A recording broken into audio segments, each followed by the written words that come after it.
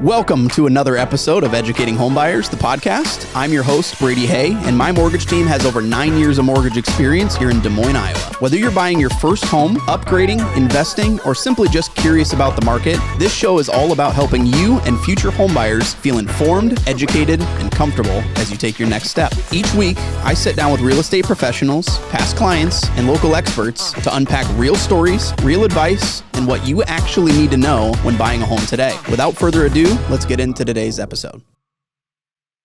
In today's episode, I want to introduce somebody who I think does insurance the right way. A lot of people have policies for their home, their car, and their business, and if you really ask them what their coverage actually looks like, they literally could not tell you. Today's guest has built his entire approach around slowing that process down and making sure that people actually understand what they have and why. He works with families and business owners across the state of Iowa, helping make them smart, informed decisions when it comes to home, auto, and commercial insurance.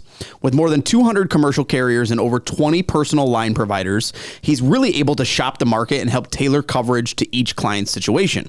He also serves clients across the state in both English and Spanish, which is something that is incredibly valuable for a lot of families here in our community. I'm excited for you guys to hear his story and learn a little bit more about how insurance should actually work. Alejandro Hernandez, welcome to Educating Homebuyers. Hey man, thanks for having me. I completely butchered your name there. You know, like to go out and get out in front of that. It's a lot of syllables. You go by Ale anyways, right? I do go by Ale. You're always going to be Ale to 100%. Me. But listen, man, I'm excited to have you on. Obviously, you're a good friend of mine, so that always comes first. Mm-hmm. But I'm excited to have you share your journey into insurance because it's still somewhat fresh to you, right? Yeah. You know, year, 2 years in, whatever it's been.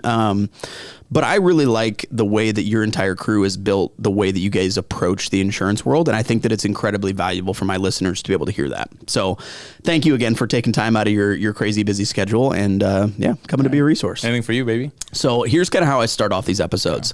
I want to give you an opportunity to share your background. Mm-hmm. Who is Ale? Where are you coming from? What did you grow up looking like? And then what led you to insurance? Yeah, I'm Ale. Definitely was born in Mexico, and for the first 8 years. After that, we migrated to Iowa with my parents and my other 3 brothers. And I've been living here since, man. Honestly, my background, it's I like to think I'm athletic. Yeah, right. I do all. We'll let you think that, right? Do all kind of sports: sand volleyball, golf, soccer, flag football, anything you can think of. You're off with it. Love it. But I actually. I was becoming a teacher, getting my degree for teaching and stuff like that. Okay. Went to DMAC, Iowa State, all that. And then one of my best friends, Luis, who you're close with as well. Tune into the next week's episode. Exactly. He hit me up saying, hey, I have a buddy that's looking for someone that's bilingual that's kind of willing to take a chance and have a conversation with him. Mm-hmm. So I did, ended up having a conversation with Rich Bales. He sold me, what he had in plan for the next, 10 years or so. And I'm like, dude, I'm in. Yeah. Let's do this. I busted my ass working for someone else, just bust my ass for myself and see what comes out of it. So took a risk on yourself, got into an industry that you had no background in. None. Obviously, with the teaching world or the education world, you clearly had a passion for, helping others understand stuff, right? I think that's probably apparent. I don't want to put words in your mouth, but that's something that I think is very apparent from, just the friendship that I've gotten to build with you. So walk through, when you first connected with Rich, who, background for everybody listening, you've had on, or I've had on episodes. He was the guest of my first live event. So the Avanti group is this insurance group that Rich kind of started. Walk me through, what did that look like when you had that first conversation? What did your initial instinct look like into, how do I even learn about insurance? What did that look like for you? Yeah, no, he was very transparent, straightforward. Like, hey, this is what we want. This is what we want to build with the company. And it felt great. I'm like, dude, I'm in. Everything you told me about it sounds like something I want to do. Okay. Right. So obviously not knowing anything about insurance was crazy because, I had insurance, but I had no idea what was in it. I just know if I have an accident or anything like that, I'm covered. Maybe. Right? Maybe. And that's when I, learned, took the test, everything, and got my license and started actually doing it. Yeah. That I'm like, oh my God, I was so underinsured. Mm-hmm. So that's a big thing that I try to tell people. I had no idea what insurance was until I really got into it. So you really think about it, the whole population doesn't really know. They just know they have insurance because they need it. And I think that's a misunderstood concept behind insurance, is making sure you understand what you're covered for. And frankly, I think one of the biggest misses in the insurance industry as a whole is just not educating people on what they are covered for and making sure they have adequate coverage, right? And as a consumer and somebody who, is a homeowner, for example, which would be most of our listeners, a lot of people probably just care about the price, right? They just want the cheapest because it saves them the most money, right? And I think something that you guys are super passionate about, and why I love confidently referring my clients to you guys, is you really do a deeper dive into their why and what they have, right? And making sure that they have not only adequate coverage for that, but potential for rebuild and et cetera, et cetera. So talk about that, I guess. When you first connect with a homeowner, and you're reviewing their policy, what sort of questions do you ask that kind of person? Yeah, no, right off the bat, we let them know our process. Hey, we carry 20 different plus companies we go through. Okay. We just need some personal information and questions about the home. Okay. That could be the roof age, HVAC, finished basement. Yeah. They have a dog, pool, et cetera, like that, right? It takes 5 to 10 minute conversation. Once we have all that, we'll put it in our system. And we'll go through the Zillow page of their home, Iowa Assessor's page.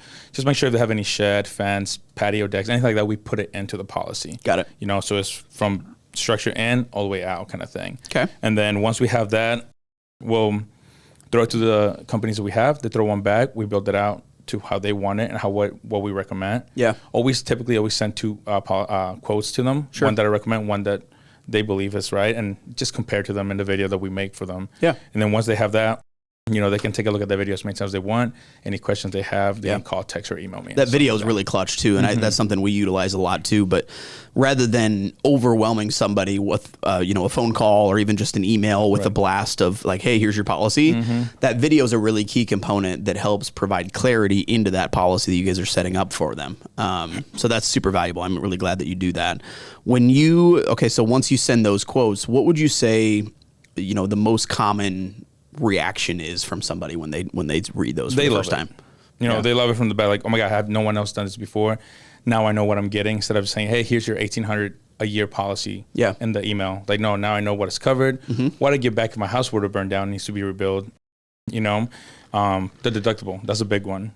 People don't really talk about deductible. They just think, oh, it's a cheap policy. Yeah. Your deductible's high. What is a deductible for someone that's never... Deductibles, obviously, it's something that the company will ask money for. If you put in a claim, that's usually $2,500 to $5,000, depending on what it is. You paid that out of pocket, and then that's when the insurance kind of steps in after that. Steps in, okay, we'll take care of the rest. Yeah, because I think that's an important piece too that people don't realize what that premise of that deductible is. And so the example that he shared is if there's some damage done to your home, I don't want to speak on behalf because I'm not an insurance agent, obviously, but got it.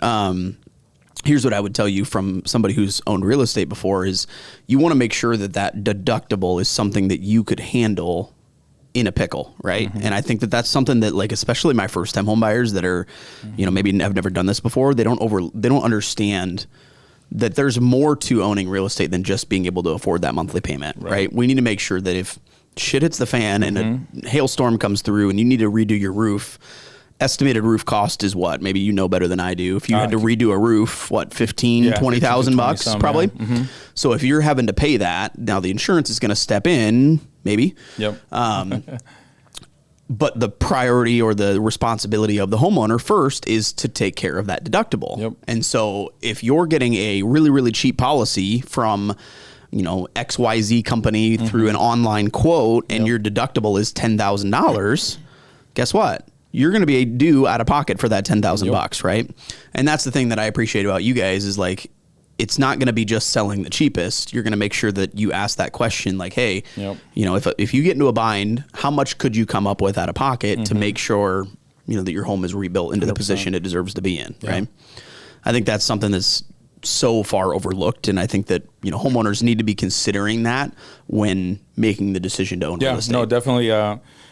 Deductible being a big one, and we emphasize that in the video. Hey, this is what you do if you put in a claim. If it has to do with wind, hail, or windstorm kind of thing, or if it has to do with like a storm like that, then this is the difference on it. And we really emphasize that again on the video that say, hey, this is what you'll pay out of pocket. Yeah, if shit hits the fan.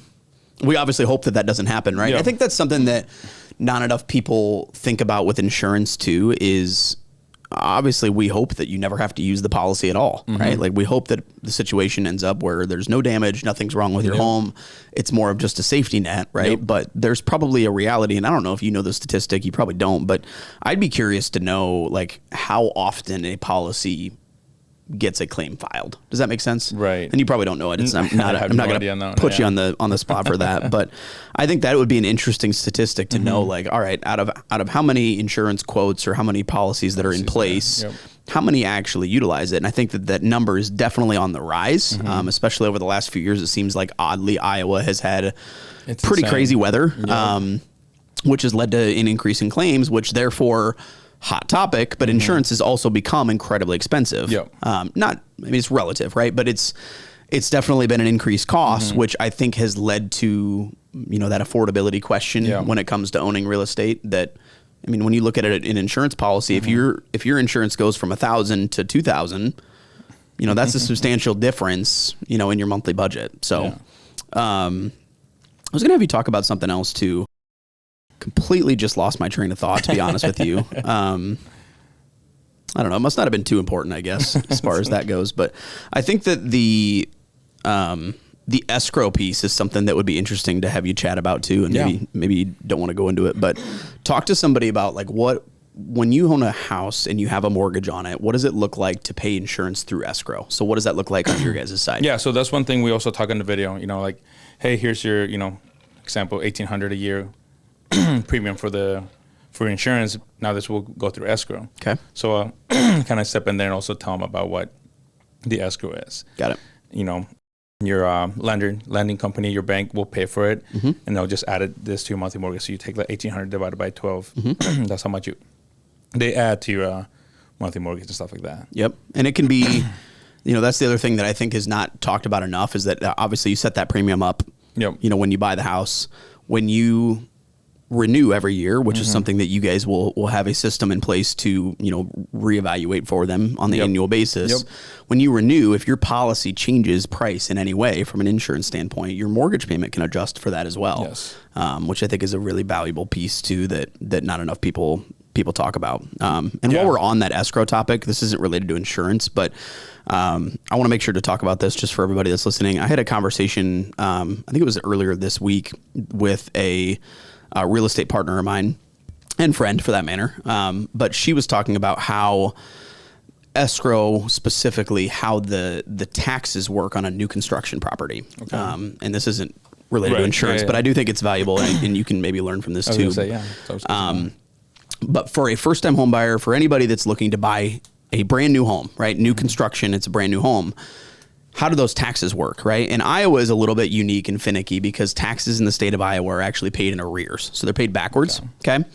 So when you go to build a brand new home, when we go to put a loan against that property, the tax bill, because it's a year in arrears, is still gonna be based on the land value. So the taxes are usually really cheap when a client buys a house, okay?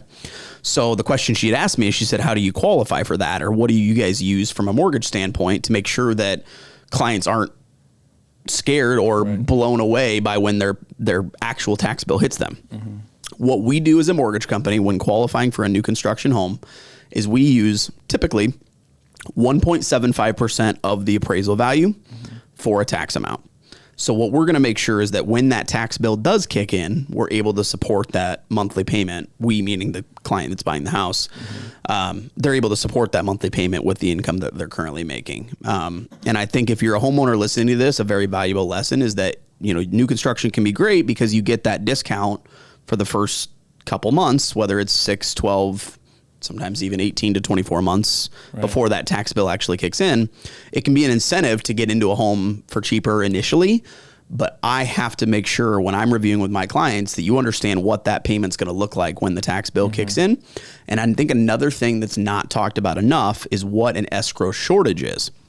Escrow shortage is when that insurance bill or when that tax bill changes and it goes up, the mortgage company is going to analyze the balance in that escrow account and make sure there's enough money in that account to pay the bills when they become due out of it, right? Well, if your tax bill goes from $10 a year to $6,000 a year, that's a big change. And so the escrow is going to be short. So not only is your payment going to go up by the new tax amount, they're also probably going to add that extra to make sure the balance is up and current and has enough money in there, unless you want to pay it out of pocket. So not that that's an insurance item, but I just thought since we were on the topic of escrow, that would be a very valuable thing to share. And makes sense though. She had asked for me to share that too. So,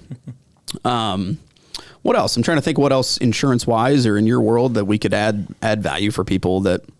Definitely endorsements. Okay. Tell me about that.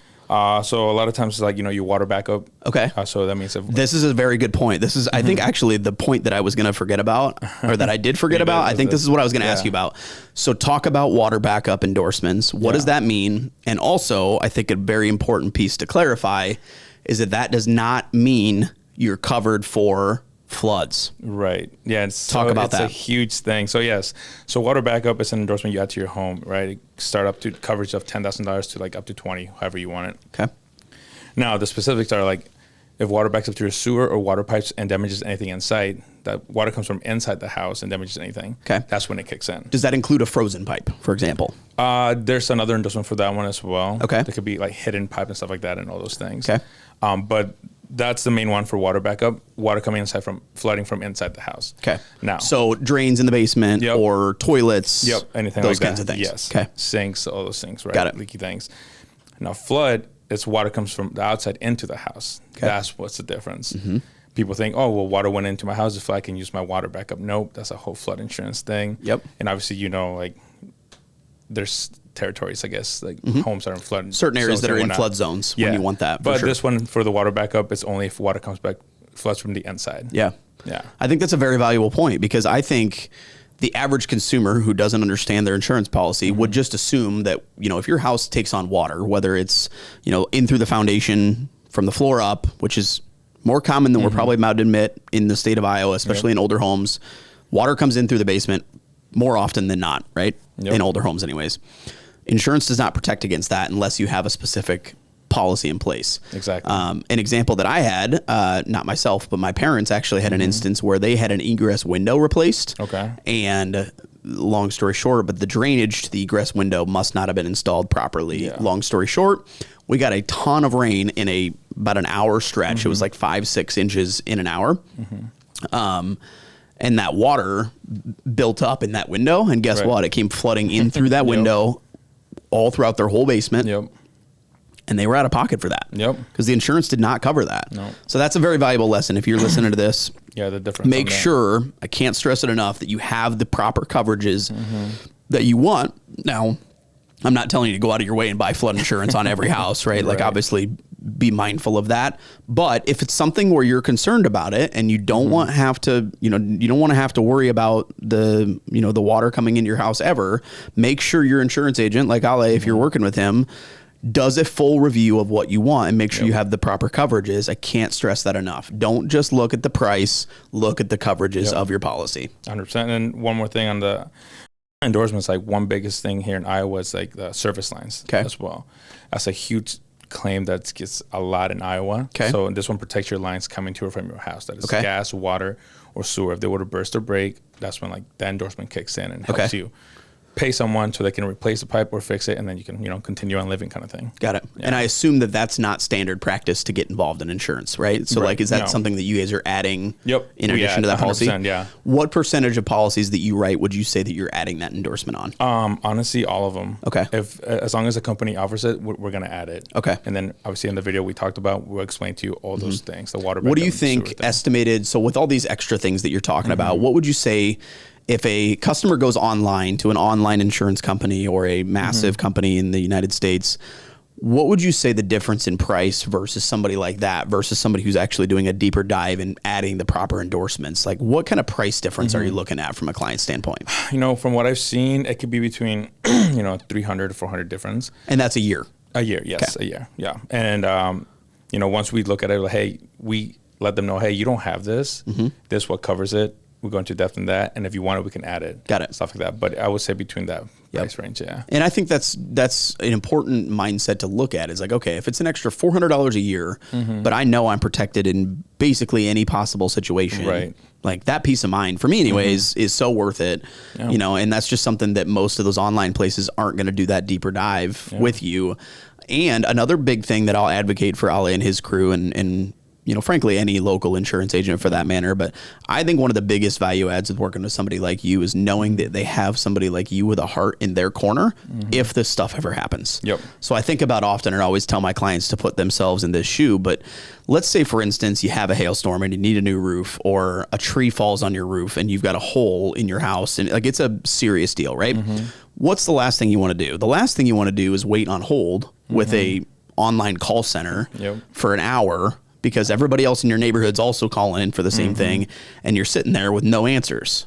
Whereas if you could call your friend Ale, he'll take care of it on your behalf, right? I don't want to volunteer your services. No, and that's why that's why I'm your agent. You know, I'll take care of all that. So when again shit hits the fan, I don't need you stressing because of all that. I'll handle all that things. Yeah, communicate with you and the company and try to give you the best claim possible. 100%. That's just like, for me, that's invaluable in itself right there. Like you have to have that in your corner to, and again, we hope that none of this stuff happens to you, right? Like we don't want, to have to use your insurance, but I think that's a big value add for you guys as well.